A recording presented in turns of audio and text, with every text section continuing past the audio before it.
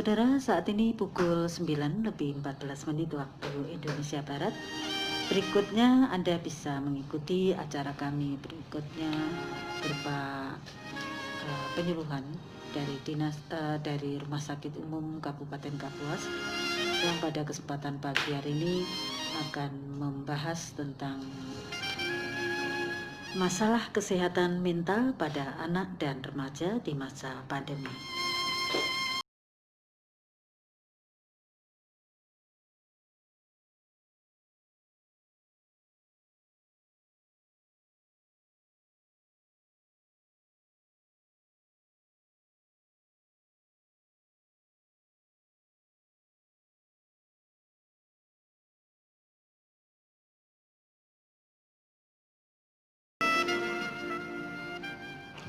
Assalamualaikum warahmatullahi wabarakatuh. Saudara pendengar yang berbahagia dimanapun Anda berada, selamat pagi semuanya.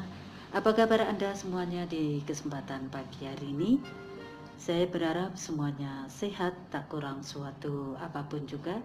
Dan acara berikut ini akan hadir ke ruang dengar Anda, yaitu berupa penyuluhan dari Rumah Sakit Umum Kabupaten Kapuas. Pada kesempatan pagi hari ini sudah hadir narasumber di depan saya, yaitu Ibu Dr. Safira Amira SPKJ. Beliau ini bekerja di Rumah Sakit Dr. Sumarno Sosroatmojo sejak tahun 2014 sampai saat ini, dan jabatan beliau Kepala URV Jiwa RSUD Dr. Sosroatmojo, dan beliau ini juga membuka praktek di Klinik Al-Nur di Jalan Seroja dan Klinik Nurul Hasanah di Jalan Teratai pada sore pada pukul 4 sampai pukul 6, dan beliau juga membuka layanan konsultasi masalah psikologis, dan nanti konsultasi ini gratis dan nantinya Anda bisa menghubungi 0821 9697. Baiklah saudara, pada kesempatan pagi hari ini tema yang diambil yaitu masalah kesehatan mental pada anak dan remaja di masa pandemi COVID-19. Nah, saudara pendengar yang berbahagia, pandemi virus corona ini memang tidak hanya mengancam kesehatan fisik, namun juga kesehatan mental setiap individu. Tidak hanya rasa takut, efek psikologis yang ditimbulkan pun juga berdampak serius. Nah, kira-kira apa saja gangguan kesehatan mental yang dapat muncul dan bagaimana cara mengatasinya? Dan ada beliau, yaitu Dr. Safira, yang akan memberikan paparan pada kesempatan pagi hari ini. Selamat pagi dokter, apa kabar? Selamat pagi, Iya. Alhamdulillah baik. Iya, lama sekali kita nggak jumpa dokter ya. Betul, terakhir tahun 2015 barangkali Iya. ya. Iya. Sukses ya untuk Ibu dokter yang sudah melanjutkan pendidikan ke Jakarta lagi Bu ya. Ya, Iya. pendidikan psikiatri anak dan remaja. Nah, pagi hari ini kita berjumpa kembali dan tentunya akan membahas masalah yang lagi hangat-hangatnya ya Bu ya. Betul. Yang dihadapi oleh masyarakat Indonesia bahkan dunia. Iya. Nah, kepada Ibu, dengan tema masalah kesehatan mental pada anak dan remaja di masa pandemi, silahkan Ibu memberikan paparannya. Oh ya, baik. Terima kasih. Assalamualaikum warahmatullahi wabarakatuh. Salam sejahtera buat kita semua. Dan juga salam sehat jiwa bagi kita semua yang semuanya dalam menghadapi di masa pandemi COVID-19 ini ya. Ya, kita tahu bahwa COVID-19 ini sejak Maret 2020 ini ditetapkan oleh WHO sebagai pandemi ya. Jadi artinya telah menyerang lebih dari 245 negara di dunia ini masalah wabah ini ya, dan Indonesia sendiri sudah menetapkan nih bahwa COVID-19 ini sebagai bencana nasional ya. Ya, kita tahu bahwa pandemi COVID ini tidak hanya berisiko terhadap masalah kesehatan fisik, membawa suatu sindroma masalah pernapasan, tapi juga menimbulkan suatu kematian ya betul. akibat infeksi virus corona ini. Dan kita tahu bahwa saat ini berbagai informasi sangat membanjiri ya dari media sosial, apakah itu informasi yang baik, informasi yang mungkin menakutkan ya.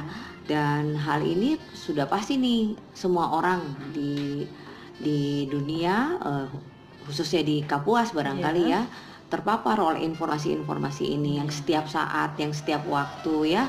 Apakah itu melalui grup, apakah itu melalui berita ya, media elektronik, surat kabar dan sebagainya, itu juga terpapar, termasuk anak-anak. Sehingga intinya bahwa seluruh masyarakat di Kabupaten Kapuas akan berisiko untuk mengalami suatu masalah psikologis akibat paparan-paparan ini dan kondisi ini ya. Kemudian juga protokol yang ditetapkan oleh pemerintah, social distancing ya, jaga jarak, tidak berkumpul, tetap di rumah, belajar, bekerja dan beribadah di rumah bagi seorang anak-anak khususnya, itu merupakan suatu hal yang rutinitas yang baru di mana anak-anak ini harus beradaptasi dalam kehidupannya yang biasanya mungkin ketemu teman, main di sekolah ya, kemudian jalan-jalan, ini semua harus dihentikan. Akhirnya di rumah saja. Iya, untuk menghentikan tadi, memutuskan rantai dari COVID-19 ini. Begitu pula pada orang tua nih, pada orang dewasa ya yang biasanya mungkin bekerja aktif dan sebagainya, ini semua harus dilakukan di rumah. Nah, sesuatu yang baru ini, sesuatu perubahan yang baru ini pasti akan menimbulkan atau rentan mengalami suatu masalah stres ya. Yang kita biasanya aktif dari pagi sampai sore, sekarang harus di rumah, apa-apa di rumah, itu juga akan menimbulkan suatu pengaruh juga ya, terhadap masalah psikologis ya, pengaruh stres terhadap masalah psikologis ya. Kemudian juga yang mungkin berdampak pada anak dan remaja ini itu yaitu masalah bahwa mereka sekarang tidak bersekolah ya, atau pembelajaran jarak jauh, semuanya harus dari rumah ya, segala sesuatunya dari rumah kan. Itu juga, selain itu juga tugas-tugas yang diberikan oleh guru juga mungkin kapasitasnya akan bisa lebih dari yang biasa ya, karena benar-benar fokus kepada pembelajaran jarak jauh dari rumah ini ya. Itu juga bisa menimbulkan masalah-masalah psikologis pada anak dan remaja ya. Dan anak dan remaja ini khususnya ini, mereka pada saat ini mereka beradaptasi nih untuk menyesuaikan diri, dan buat mereka itu bukan hal yang mudah ya. Jangankan mereka, anak dan remaja yang sedang tahapan belajar, kita saja yang dewasa menghadapi atau beradaptasi dalam masalah ini juga bukan hal yang mudah ya. Dan kita tahu berbagai masalah yang kita dengar, kita lihat ya di televisi, di radio, dimanapun banyak sekali masalah-masalah yang terjadi ya.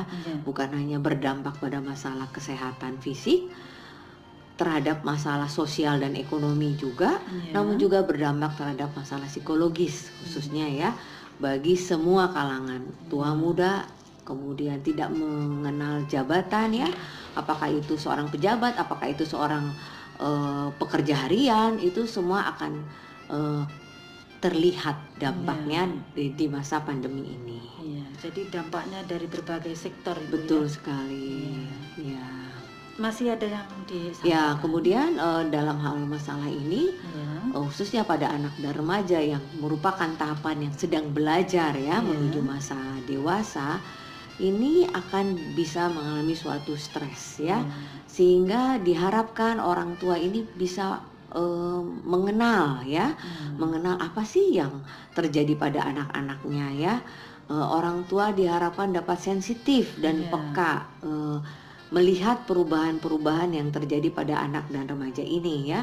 Sehingga ketika orang tua ini tahu, ketika orang tua ini peka dan memahami, bisa membantu masalah-masalah psikologis ya, atau masalah-masalah stres yang terjadi pada anak dan remaja di masa pandemi ini. Sehingga kalau orang tua bisa tahu dan paham dan membantu. Kita harapkan anak-anak ini menjadi tetap berkualitas ya. betul. Apakah itu dalam fungsinya dia dalam sebagai pelajar, sebagai anak, sebagai teman ya. Nah, itu yang harus difahami oleh orang tua. Dan bagaimana sih tanda-tanda stres yang kita bisa sampaikan nanti Ya. sehingga dapat memberikan pemahaman kepada orang tua, edukasi kepada orang tua. Oh, ini loh ternyata anakku misalnya ternyata dari tanda-tanda yang saya sampaikan ada salah satunya. Ada solusinya. Ada solusinya. Nah, untuk solusinya seperti apa sih? Iya. Cara-caranya dalam mengatasi stres pada Iya. anak dan remaja. Ini mungkin akan kita bahas lebih Iya. lanjut ya Bu ya. Iya. Oke. Nah, terima kasih untuk Ibu Dokter yang sudah menyampaikan paparannya. Nah, Ibu, sebelum saya menanyakan apa-apa yang sudah disampaikan oleh Ibu, kita dengarkan lagu dulu, Ibu ya. Oke. A few minutes later. Paparan dari Ibu Dokter tentang masalah kesehatan mental pada anak dan remaja di masa pandemi COVID-19. Nah, Ibu Dokter, tadi saya sudah mendengarkan paparan dari Ibu Dokter. Saya ingin menanyakan kira-kira faktor-faktor apa yang menyebabkan anak remaja dapat jadi stres di masa pandemi COVID-19 ini, Bu? Oke ya. Iya. Ini menarik ya untuk diketahui oleh masyarakat ya pada Iya. umumnya ya, sehingga kita preventif dan promosinya juga akan preventifnya terhadap masalah-masalah kesehatan mental ini akan lebih baik ya. Iya. Jadi tadi Ibu tanyakan faktor-faktor yang dapat menyebabkan stres atau yang dapat menyebabkan masalah kesehatan mental pada anak dan remaja itu Iya. pada masa khususnya pada masa pandemi ini sangat banyak ya Iya. faktor-faktornya ya. Pertama, anak dan remaja maupun masyarakat lainnya ya itu terpapar oleh sejumlah besar informasi tentang pandemi COVID ini ya. Iya. Di berbagai media, dalam berbagai keadaan ya, apakah itu bentuk kematian, apakah itu bentuk kesulitan dalam penanganan Iya. ya. Jadi hal tersebut akan dapat menimbulkan kecemasan yang cukup tinggi ya, baik pada orang dewasa maupun pada anak-anak. Iya. Selain itu juga selain paparan-paparan informasi tadi, anak-anak tuh kan melihat bagaimana Iya. orang tuanya ya yang mengalami ketegangan ya, yang dia terima dari informasi atau kecemasan yang cukup tinggi dalam lingkungan di sekitarnya, misalnya Iya. ditutup lah, harus melapor Dijaga, lah, ya. dijaga, menggunakan masker, itu kan cukup menimbulkan ketegangan buat seorang anak dan remaja ya. Iya. Kemudian juga sekolah-sekolah ditutup, Iya. semua aktivitas ditutup ya, mau les kah, mau olahraga kah, mau dia belajar ya, semuanya harus dilakukan dari rumah, sehingga itu dapat menyebabkan anak-anak itu akan mengalami suatu masalah emosi maupun perilaku ya. Iya. Dalam jangka yang cukup panjang nih, ini sudah Iya. berjalan lebih dari mulai PSBB ini kan sudah berjalan lebih dari 3 bulan ya kondisinya ya. Iya, betul. Kemudian juga suasana yang tegang ya. Iya. Kemudian ketidakpastian nih, kapan sih berakhirnya pandemi ini, nggak ada yang tahu nih. Iya. Sehingga membuat anak-anak dan remaja akan mengalami kerentanan Iya. atau berisiko terhadap masalah stres ya. Iya. Kemudian belum lagi dalam protokol kesehatan yang harus dijalani, di mana anak-anak harus menjalani rutinitas yang baru ya. Anak-anak harus beradaptasi terhadap kondisi-kondisi atau rutinitas yang baru ini ya, di mana dia tidak boleh masuk sekolah, dia harus belajar dari rumah, tidak bisa bertemu guru, tidak bisa bertemu teman-temannya, tidak boleh ke tempat-tempat bermain ya, tidak boleh jalan-jalan ke mall ya, nggak boleh main di lapangan mungkin, atau main sepak bola bersama, Iya, atau apapun lah ya, olahraga olahraga seperti biasa ya. rame-rame yang biasa Iya. dilakukan oleh anak-anak ya. Iya. Kemudian juga yang biasanya mungkin hangout ya, kalau Iya. anak remaja nih, Iya. aduh kita hangout yuk misalnya, atau kita kumpul ya. Iya. Ini tidak bisa, semuanya demi mengikuti aturan pemerintah, protokol kesehatan, yaitu jaga jarak, jaga fisik ya, kemudian pembelajaran jarak jauh, karantina di rumah, dan harus sering cuci tangan. Iya. Ini juga satu hal yang mereka harus belajar ya, yang biasanya cuek-cuek aja sekarang semuanya harus dengan rajin cuci tangan, gunakan masker ya.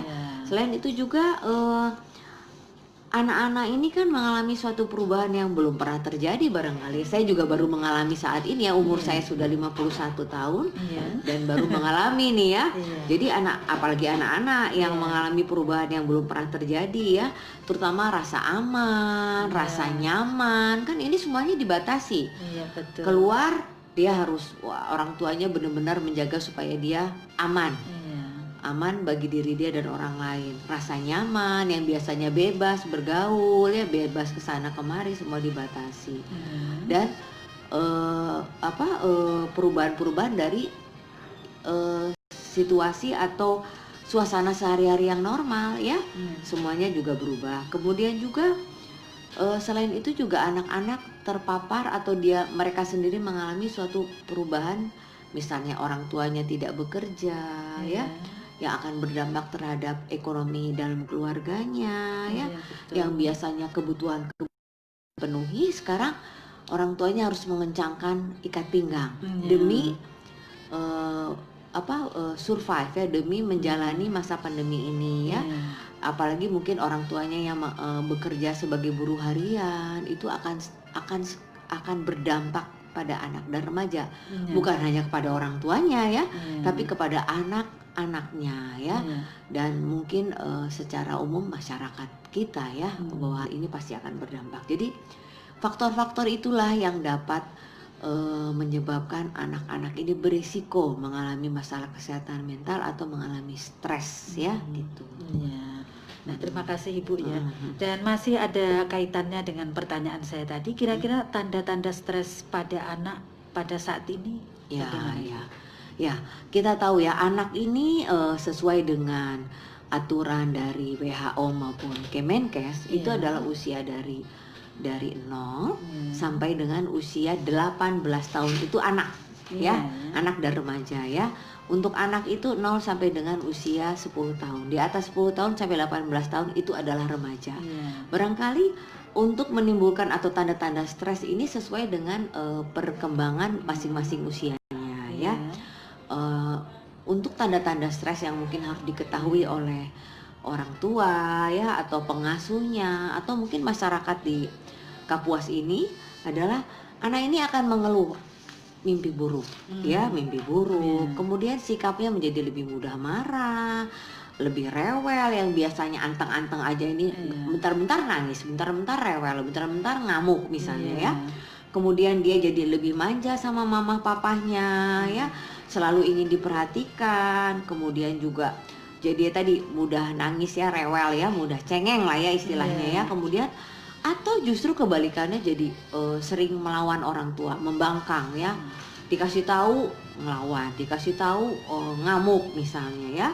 Kemudian juga ada perasaan, kelihatan dia menjadi sering ketakutan, sering merasa kelihatan menjadi cemas, atau dia kelihatan sedih, murung ya.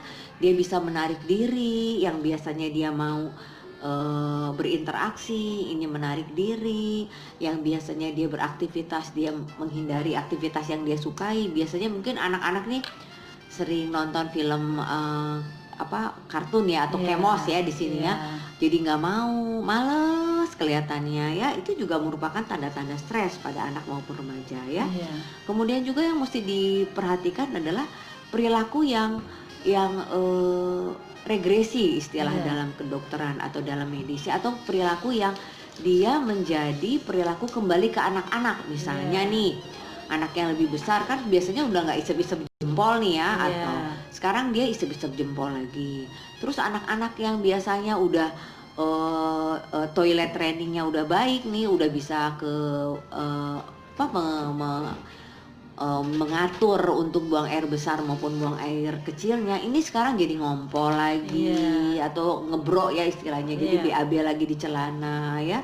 Kemudian juga yang misalnya yang biasanya sudah mandiri, anak-anak ini bisa dilepas sendiri, ini jadi kayak ketakutan, nggak mau ya, dia nggak mau nggak mau ditinggal ya, nggak mau sendiri, harus sama mama papanya. Kalau kita bilang jadi lebih tergantung sama orang lain ya. Kalau kita bilang jadi dia rasa cemas ketika ditinggal orang tuanya ya. Kemudian untuk anak-anak yang lebih besar atau anak-anak remaja, biasanya adanya keluhan-keluhan somatik ya. Keluhan somatik itu adalah keluhan-keluhan fisik, misalnya dia jadi sakit kepala, sering mual ya, kemudian nyeri-nyeri badan ya, kemudian juga ada perubahan-perubahan dari nafsu makan ya. Perubahan nafsu makannya bisa jadi kok aku jadi males ya. Itu termasuk pengaruh stres juga Iya, ya jadi males, atau kebalikannya. Kok aku jadi pengen makan terus ya Bu ya gitu. Yang kita susah untuk mengendalikannya ya. Kemudian adanya gangguan tidur, yang biasanya dia tidur baik-baik aja, sekarang dia jadi gelisah ya. Tidurnya lebih malam. Atau kebalikannya, jadi tidur seharian ya. Jadi malas beraktivitas dan dia menjadi tidur terus-terusan juga, itu menjadi salah satu tanda-tanda stres ya. Kemudian tadi saya sudah bilang keluhan-keluhan fisiknya, dia jadi sakit perut kah, jadi mual kah, jadi sakit kepala kah, jadi nyeri dada kah, berdebar lah, macam-macam sekali ya. Yang belum tentu itu adalah benar-benar keluhan fisik. Itu bisa menjadi salah satu tanda-tanda stres pada anak dan remaja ya. Selain itu juga pada anak-anak yang lebih besar, mungkin dia menjadi berperilaku tidak terkontrol atau kita bilang acting out ya. Jadi dia bisa marah yang berlebihan, bisa jadi bersikap berlebihan kepada orang tua ya. Kemudian bahkan mereka menjadi apa ya, jadi orang yang suka apa istilahnya provokasi ya. Jadi hal-hal yang negatif mungkin ya, kalau provokasi itu kan ke hal-hal yang negatif ya. Nah kemudian juga dia menjadi lebih sensitif, diomongin sedikit wah tersinggung misalnya ya. Kemudian jadi bukan hanya tersinggung mungkin ya, dia jadi malah justru jadi jadi lebih sedih gitu ya, padahal halnya menurut kita hal-hal yang biasa. Jadi intinya dia menjadi lebih mudah tersinggung, lebih sensitif ya. Nah pada anak-anak dan remaja ini uniknya adalah mereka ini kadang-kadang susah untuk mengkontrol emosinya ya. Mereka sendiri susah untuk mengemukakan, aku nih kok cemas, aku nih kok sedih, itu susah mereka. Mereka sendiri kewalahan dalam mengatasi emosinya ya, sehingga itulah peran orang tua maupun tenaga kesehatan ya, tenaga profesional untuk membantu mengungkapkan masalah emosinya ya, karena mereka sendiri juga agak kesulitan untuk, mereka tidak paham ini aku kenapa ya gitu, karena mereka dalam proses tumbuh kembang ya.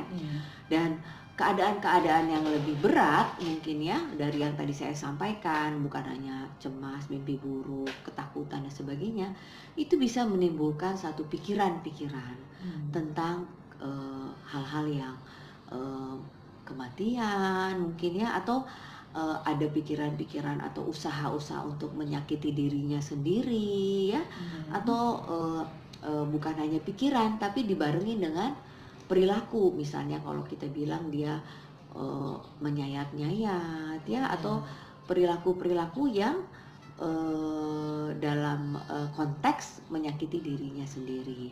Dan yang lebih berlanjut lagi dalam masalah-masalah ini adanya serangan panik ya. Serangan panik itu adalah suatu serangan, suatu keadaan yang menimbulkan sangat ketidaknyamanan ya. Tiba-tiba merasa susah nafas kah dia, merasa jantung saya kok seperti mau copot ya, atau tiba-tiba dia seperti kehilangan kesadaran ya, atau menjadi pusing berputar. Itu adalah serangan-serangan panik ya. Dan bahkan yang lebih ekstrim lagi adalah perilaku-perilaku atau sikap agresif ya. Sikap agresif ini bentuk perilaku yang dapat membahayakan atau menyakiti orang lain dan dirinya sendiri ya. Dan yang pasti hal-hal tadi akan mengancam terhadap keselamatan anak itu sendiri maupun orang di sekitarnya. Jadi tanda-tanda stres itu cukup banyak ya. Nah, jadi di hal inilah, di radio inilah mungkin kita bisa bantu nih ya, bisa bantu dalam penyuluhan ini, pemahaman bagi orang tua maupun pengasuh-pengasuhnya atau masyarakat lainnya untuk bisa paham nih tanda-tanda stres ini seperti ini. Dan barangkali yang unik juga ya, mungkin stres ini tidak hanya dialami oleh anak dan remaja, mungkin kita sendiri ya. Saya sendiri nih, begitu saya harus mengalami karantina ketika saya baru datang dari Jakarta selama 14 hari, walaupun saya dalam kondisi yang cukup sehat, itu juga saya sendiri nih yang sudah dewasa saja mengalami, aduh jangan-jangan saya suhunya, karena kan harus diukur setiap hari ya suhunya. Suhu saya naik nggak ya? Kok tiba-tiba perasaan saya, kok rasanya saya anget ya gitu ya? Kok saya rasanya badannya jadi kayak enak, padahal begitu diukur suhunya nggak apa-apa. Itu saja sudah menunjukkan kita tuh cukup stres loh dalam kondisi seperti ini ya. Jadi ini harus difahami betul oleh orang tua, oleh masyarakat, sehingga kalau kita bisa paham dan kita merasa ada ketidaknyamanan ini atau ini kondisi ini berjalan lebih dari sebulan, barangkali saran yang terbaik adalah konsultasi ya kepada tenaga-tenaga profesional, apakah itu seorang dokter kedokteran jiwa, psikiater, ataukah itu seorang psikolog. Itu sangat membantu untuk dalam mengatasi atau mengendalikan tanda-tanda stres di masa pandemi ini ya.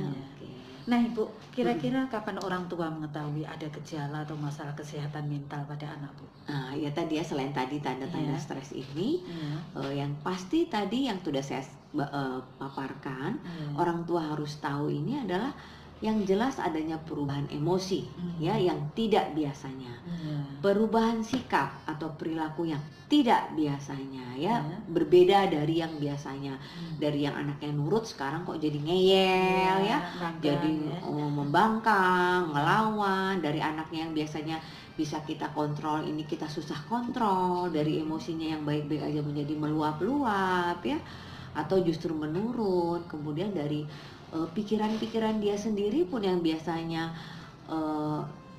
pikiran pada sesuai dengan anak usianya, ini jadi agak berbeda ya. Nah jadi intinya adanya perubahan emosi, perubahan sikap atau perilaku, dan perubahan pikiran yang harus kita peka ya, kita peka dan sensitif melihat adanya perubahan-perubahan pada anak-anak kita. Perlu diketahui orang tua ya.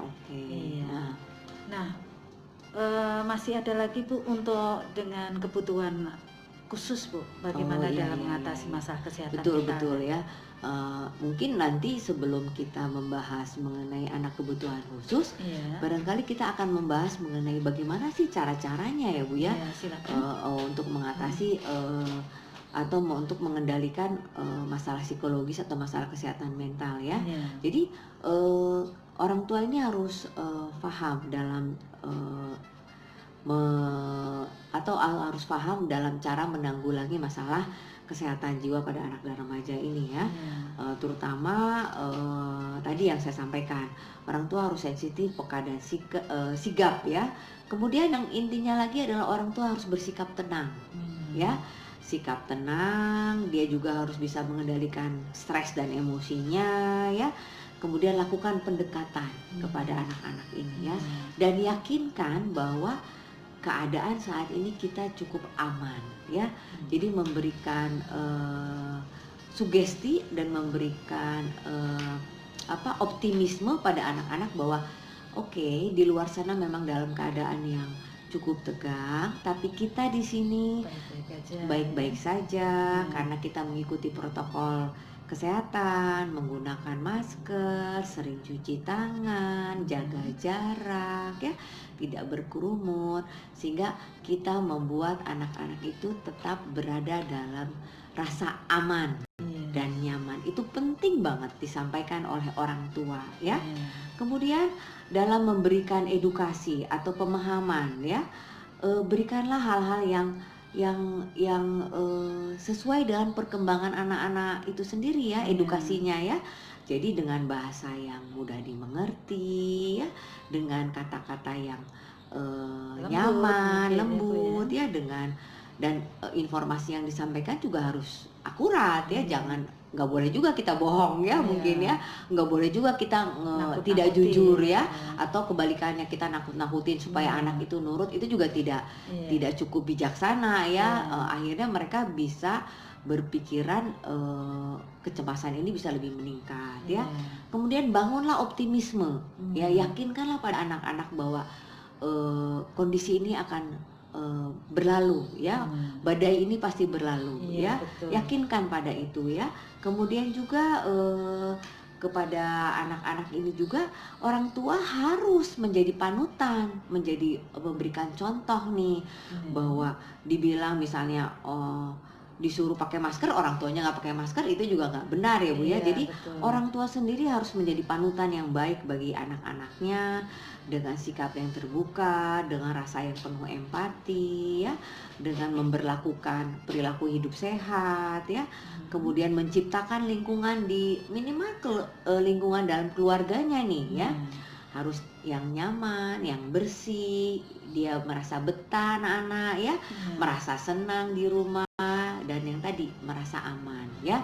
Tapi kalau lingkungan rumah itu sendiri juga tidak mendukung ya, misalnya mungkin tidak bersih, kotor, kemudian orang tua tidak memberikan panutan yang baik, ini juga anak-anak akan susah nih untuk kita bantu dalam mengendalikan masalah-masalah kesehatan mental ini ya. Ini masih lanjut nih ya, oke ya, masih lanjut nih ya. Kemudian sikap orang tua juga harus mau mendengarkan ya, mau mendengarkan, mau menjawab pertanyaan-pertanyaan yang disampaikan anak-anak ya. Kan seringkali itu anak-anak bertanya, apa sih, kenapa sih Mam harus takut misalnya ya. Mungkin orang tuanya juga mungkin dalam keadaan yang sibuk atau dalam keadaan stres. Kamu anak kecil, misalnya menjawab, kamu anak kecil tahu apa sih? Itu juga tidak dibenarkan ya. Jadi dengarkan apa yang mereka tanyakan ya, jawablah apa yang mereka sampaikan ya, dengan penuh kasih sayang tadi ya, dengan sikap yang tenang ya. Kemudian juga harus sesuai dengan pemahaman anak-anak seusianya. Jangan anak-anak TK kita jelaskan untuk anak-anak yang SMP, remaja, pasti nggak akan nyambung nih ya. Kemudian selain tadi kita memberikan contoh dalam mengelola emosi, dalam mengelola stres ya, dalam berbahasa, PHBS ini nih yang harus kita terapkan juga, yaitu kita tetap tidur yang cukup ya, makan yang bergizi ya, kemudian olahraga yang teratur ya, kemudian kendalikan emosi dengan baik ya. Kemudian juga hindari kekerasan fisik, misalnya memukul ya, mungkin biasanya ibu-ibu ini suka nyubit ya, cubit sayang, walaupun cubitnya sayang ya, tapi barangkali dalam kondisi ini kita menghindari ya, karena anak sendiri juga dalam keadaan yang cukup stres ya, cukup stres, dan kita harus tahu itu ya, harus peka ya. Kemudian juga dalam mengajarkan untuk mengikuti protokol kesehatan atau aturan pemerintah, carilah cara-cara yang mudah dipahami anak. Misalnya nih, yuk kita cuci tangan harus 20 detik ya, walaupun sebenarnya kita mengajarkan nih cuci tangan di air mengalir itu harus misalnya 30 detik atau 20-30 detik ya. Kemudian juga misalnya yuk kita gunakan masker supaya nggak ketularan, nah ya, supaya si virus ini nggak nempel. Jadi dengan hal-hal yang mudah dipahami oleh anak. Kemudian latihlah anak ketika bersin ya, dengan cara yang benar, misalnya dengan sapu tangan, kalau dia nggak bawa sapu tangan, tisu dengan di lengannya ya. Kemudian melarang untuk menghindari berjabat tangan ya, cukup dengan namaste ya istilahnya tuh ya, cukup kita dengan mempertemukan kedua telapak tangan kita, tetap harus jaga jarak yang minimal 1-2 meter ya. Kemudian kalau ada keluhan, nah anak-anak harus ngomong nih. Kadang-kadang anak-anak itu bingung ya, Iya. ini apa ya. Nah, harus kita ajarkan ini kepada anak-anak. Kalau kamu ngerasa eh, demam atau panas, kamu ngerasa tenggorokannya nggak enak ya, kamu ngerasa batuk-batuk, sulit nafas, rasanya nggak ada rasa dalam pengecapan ya, atau kamu mencret-mencret atau diare, bilang ya sama mama, Iya. nanti mama bantu ya, supaya kita penanganannya pun tidak terlambat Iya. nih dalam hal ini ya. Diajarkan untuk terbuka gitu ya. Diajarkan. Kemudian dalam keseharian ini biarkan anak-anak ini ikut berpartisipasi, membantu kita di dapur kah, beres-beres kah ya, Iya. atau kegiatan yang rutinitas yang dilakukan ini harus diperankan supaya anak-anak ini tidak bosan ya. Kemudian ketika anak-anak membantu kita mengerjakan tugasnya, membereskan kamar kah misalnya ya, mencuci piringnya, kasih pujian ya. Iya. Itu penting banget ya, karena dengan pujian-pujian ini maka anak-anak ini akan belajar, oh ternyata perilaku aku ini yang baik, oh mamaku senang ya, dan aku merasa dihargai Bu, merasa ya. dihargai, dan itu penting banget ya Iya. untuk anak-anak dan remaja ini ya. Kemudian Iya. kalau mereka menjadi panutan buat adik-adiknya, wah kamu pinter ya, bisa jadi contoh buat adikmu. Nah itu penting banget tuh ya. Iya. Kemudian ketika mereka cemas atau ketika mereka khawatir, ketika mereka kelihatan sedih, alihkan kepada kegiatan-kegiatan yang bermanfaat dan positif ya, sehingga rasa ketakutan, kesedihan ini akan teralihkan, dan kita bisa memberikan pelukan ya dengan kata-kata yang menenangkan, sehingga anak itu akan lebih dapat mengendalikan masalah-masalah emosinya ini atau stresnya ini di masa pandemi ini ya. Iya. Kemudian tadi sudah saya sampaikan juga, kita harus tahu nih seberapa jauh sih anak-anak ini tahu tentang si COVID ini ya. Barangkali itu yang harus kita pahami itu. Iya. Bisa aja nih anak-anak memahami bahwa COVID itu suatu binatang yang besar misalnya, atau sesuatu yang menakutkan ya, Seperti gambar-gambar itu, Bu, gambar-gambar. ya. Nah itu mesti kita pahami. Iya. Kita harus jelaskan dengan Iya. pemahaman mereka bahwa ini tidak terlihat ya, tapi ini bisa berdampak cukup serius terhadap kesehatan atau badan kita. Jadi dengan bahasa-bahasa yang sangat dipahami oleh anak-anak ya, dan harus memberikan pandangan-pandangan yang positif nih ya, jangan yang menakutkan aja bahwa ini bisa sembuh, ini akan sehat ya, ini akan berlalu. Kemudian juga yang dirawat juga akan yang orang-orang atau orang keluarga kita yang dirawat dilakukan perawatan yang sangat baik ya. Kemudian juga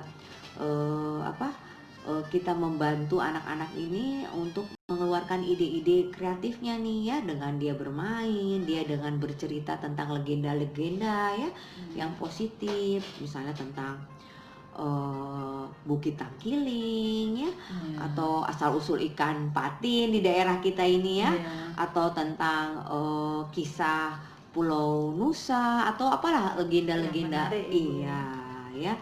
Dan yang baru nih untuk anak-anak yang berkebutuhan khusus nih yang tadi Ibu tanyakan ya. Untuk anak-anak yang kebutuhan khusus seperti misalnya dia yang mengalami autisme ya, kemudian juga yang hiperaktif, yang retardasi mental, itu orang tua harus mendampingi ya, mendampingi, menenangkan. Kemudian lakukanlah kegiatan-kegiatan yang biasa mereka lakukan ya, namun harus sesuai dengan kemampuan dan kebutuhan anak. Jadi kembali lagi, pemahaman pada anak-anak kebutuhan khusus dengan anak-anak lain mungkin berbeda ya. Kemudian kegiatan yang dilakukan pada anak-anak kebutuhan khusus dan anak-anak lain mungkin berbeda. Nah itu yang harus dipahami oleh orang tua ya. Kemudian juga untuk jadwal-jadwal belajar nih, terutama dalam PJJ ini tetap harus dilakukan. Misalnya dari jam 7 sampai jam 12 adalah sekolah, maka itu harus belajar ya. Ketika ada waktu istirahat ya kita tetap mengikuti nih, walaupun kegiatan ini dilakukan di rumah ya. Waktu istirahat makan, nyemil, mungkin dia bisa lihat HP ya, tapi begitu belajar udah stop. tidak ada HP, tidak boleh bolak-balik, ya Iya. seperti biasa, seperti kondisi seperti di Saat sekolah, sekolah. betul ya. Dan ketika anak-anak ini mengalami ketakutan ya, atau kecemasan ya, terutama terhadap kematian, kita harus ajak dia bicara ya, Iya. bahwa kematian ini adalah proses yang alami, setiap orang akan mengalami. Mengalaminya, ya. Ketika dalam masa ini yang mungkin meninggal karena COVID, selain karena memang kondisinya yang berat dan memang sudah menjadi jalannya. Iya. Jadi tetap intinya adalah menenangkan. Iya, itu barangkali yang bisa saya sampaikan Iya. ya. Nah, Ibu masih ada 2 pertanyaan sebelum nantinya Ibu memberikan kesimpulan. Saya ingin menanyakan lagi bagaimana mengatasi anak yang nakal dan kenakalan remaja di masa pandemi ini, Bu. Lanjut nih ya, Iya, kita ya iya. lanjut ya. Ya. Buat anak-anak yang mungkin ya, bukan maksud saya sebelum pandemi ini, anak-anak ini memang anak-anak yang cukup susah diatur Iya, ya. iya. Kalau nakal itu kan negatif ya. Iya. Tapi mungkin anak-anak yang sulit diatur ya. Iya. Misalnya karena pergaulan kah ya, karena memang pemahaman yang kurang kah ya, atau karena mungkin edukasi yang dari orang tua yang kurang, atau justru pola asuh nih ya, pola asuh dari orang tua, sehingga anak-anak yang mungkin sebelumnya sudah punya masalah dalam kondisi ini mungkin akan bereaksi lebih susah ya. Nah, ini bagaimana nih caranya ya menghadapi masalah kenakalan remaja ya. Jadi memang ini tidak mudah, tapi yang pasti kita tetap harus mengikuti atau tetap memaparkan tentang kondisi-kondisi COVID saat ini ya, dengan secara jujur dan akurat. Kedua, dalam memberikan atau melarang atau menginstruksikan ya kepada anak-anak yang mengalami masalah ini, intinya adalah dalam pendekatan ya. Tidak bisa nih buat anak-anak yang memang agak susah, menurut saya ya, agak susah atau mengalami masalah emosi dan perilaku ini, nggak bisa nih dikasih pemahaman cuma satu kali. Maka lakukanlah berkali-kali ya. Kemudian pendekatan yang juga harus dilakukan adalah tidak dengan kekerasan, karena buat anak-anak yang mengalami masalah dalam emosi dan perilaku, tindak kekerasan baik itu fisik, baik itu psikis ya, pasti akan membuat mereka lebih tidak nyaman. Ketidaknyamanan ini akan bereaksi terhadap perilakunya lagi ya. Jadi seperti lingkaran setan, makin keras kita, makin nakal mereka ya. Makin kita marah-marah, makin bereaksi mereka. Jadi lakukanlah dengan pendekatan yang yang cukup baik ya, maksudnya dalam kondisi yang menenangkan. Misalnya diajak bicara pada saat dia mau tidur ya, kemudian memaparkan hal-hal yang positif, memberikan sugesti ya, sugesti bahwa kamu anak baik, kamu anak yang membanggakan orang tua, kamu ini akan menjadi anak yang berguna. Jangan diberikan sugesti atau hal-hal yang justru membuat rasa percaya diri mereka menjadi lebih down ya. Saya rasa mereka yang anak-anak yang memiliki masalah itu tahu kok bahwa perilakunya ini tidak baik ya. Mereka paham kok, tapi mereka tidak mampu untuk mengontrol. Sehingga tugas orang tua, tugas kita tenaga kesehatan atau tenaga profesional membantu mereka untuk mengontrol ya. Jadi memang tidak mudah, tapi bukan tidak mungkin ya. Kalau orang lain sekali, mungkin ke mereka harus 3-4 kali. Kalau bahasanya ke orang lain cukup dengan bahasa yang sederhana, mungkin ke mereka harus yang lebih sederhana. Kalau ke yang lain cukup dengan dibicarakan pada saat bertemu ya, sekali bertemu, mungkin dengan anak-anak ini harus sering bertemu. Jadi frekuensinya harus lebih sering dibandingkan dengan anak-anak yang tidak memiliki masalah. Satu lagi Bu yang Iya, ingin iya, saya iya. tanyakan, orang tua yang stres apakah akan berdampak pada anak Bu? Wah, jelas tuh ya menurut Iya. saya ya. Kalau orang tuanya stres, Iya. pasti disadari maupun tidak disadari akan berdampak pada anak-anak Iya. anak-anak kita ya. Iya.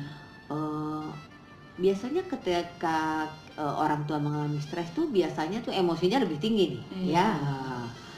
Kemudian ibarat kata nih akan lebih mudah marah. Iya.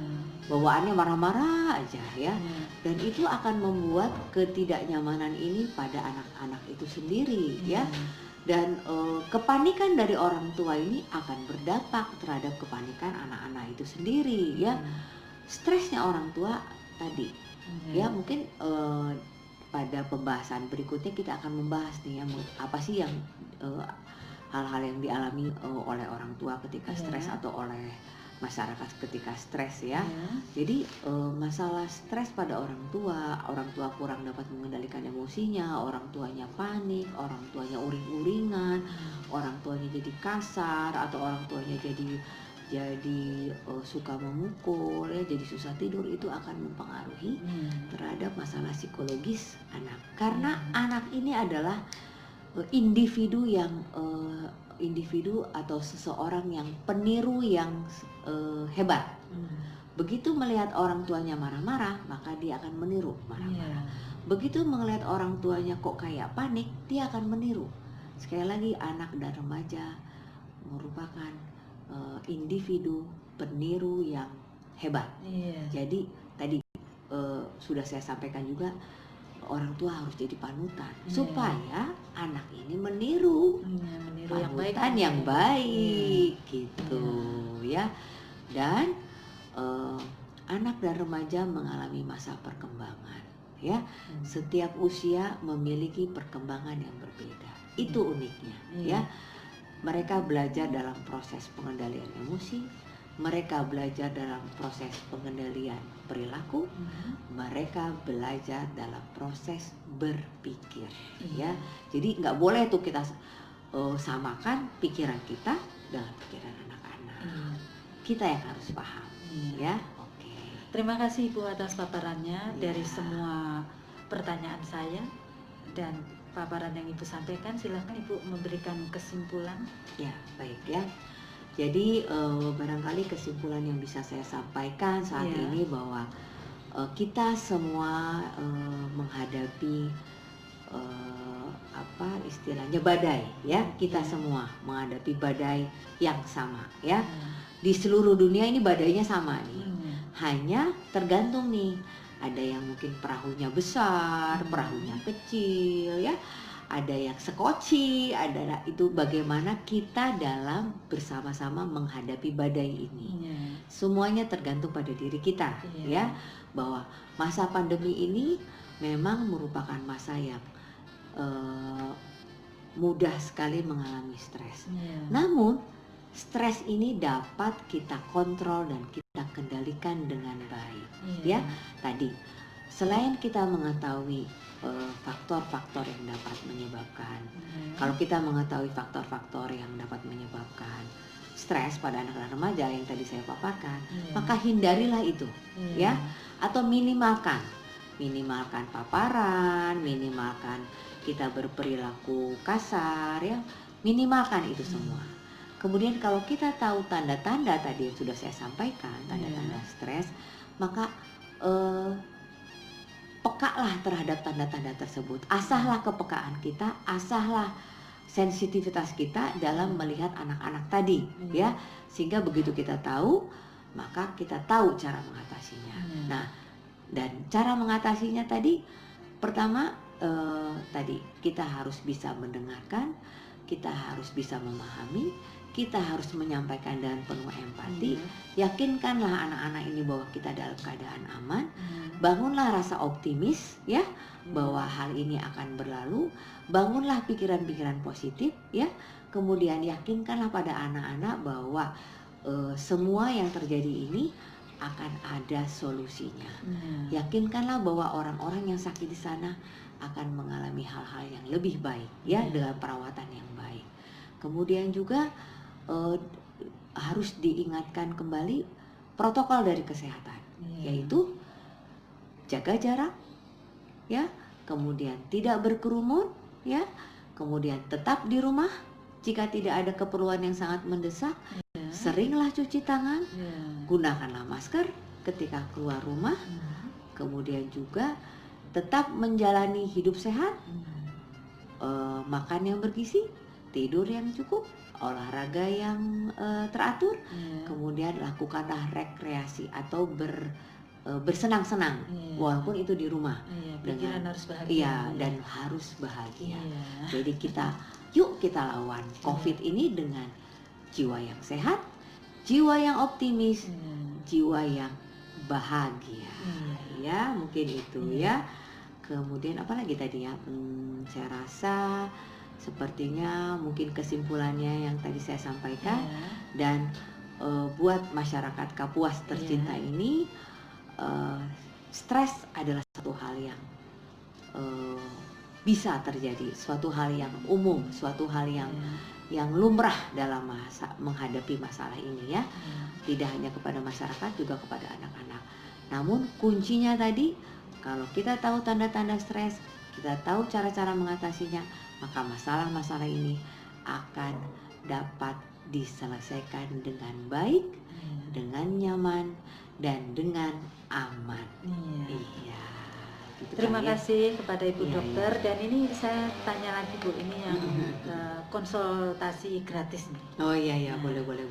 kepada pendengar. Apabila Anda ingin konsultasi gratis ya dengan Ibu Dokter, di mana ini Bu? Ya, Nomor. saya memang membuka layanan konsultasi gratis yang bisa diakses ya oleh masyarakat Kabupaten Kapuas tercinta ini, ya. Saya bekerja sama dengan seorang psikologi, psikolog, Ibu Nomi ya, Mbak Nomi ya. Mungkin nanti akan saya sampaikan juga. Dan biasanya kami ini memang berbagi untuk waktunya ya. Biasanya saya itu dari jam 3 sampai jam 9 malam. Namun buat masyarakat Kapuas tercinta ini, jika ada hal-hal yang ingin disampaikan, boleh menghubungi saya lewat telepon maupun lewat WA ke nomor mohon maaf saya agak kurang hafal tadi berapa Tadi Bu? ya, Nah, buat Anda yang ingin konsultasi layanan gratis, bisa menghubungi 0821 9697 9042. Ya. Ini setiap hari Ibu ya? Setiap hari ya. Setiap hari. Cuma Mungkin berbeda-beda ya? Berbeda-beda, Iya. tapi saya pikir kalau memang kebutuhan masyarakat itu saya terbuka kapan saja saya menerima konsul gratis, baik melalui WA ataupun melalui telepon. Iya. Nah, kepada masyarakat Kapuas silakan berkonsultasi dengan Ibu karena gratis ini ya. Kepada Ibu Dr. Safira, saya mengucapkan terima kasih atas kedatangannya pagi hari ini untuk membahas tentang masalah kesehatan mental pada anak dan remaja di masa pandemi COVID-19. Nah Ibu, saya ucapkan terima kasih. Kita berpisah sama-sama untuk saat ini. Dan pekan mendatang berjumpa kembali Bu ya. Insya Allah. Dengan tema yang berbeda. Insya Allah. Baik. Mari. Terima kasih. Baiklah saudara pendengar yang berbahagia dimanapun Anda berada. Dengan tadi Ibu Dr. Safira telah menyampaikan paparannya tentang masalah kesehatan mental pada anak dan remaja di masa pandemi COVID-19. Semoga apa yang disampaikan beliau tentunya bermanfaat buat kita semuanya. Dan kita berpisah untuk saat ini, berjumpa kembali di pekan yang akan datang, masih berbicara tentang COVID, tentunya dengan tema yang berbeda. Terima kasih atas perhatian Anda semuanya. Selamat pagi. Wassalamualaikum warahmatullahi wabarakatuh.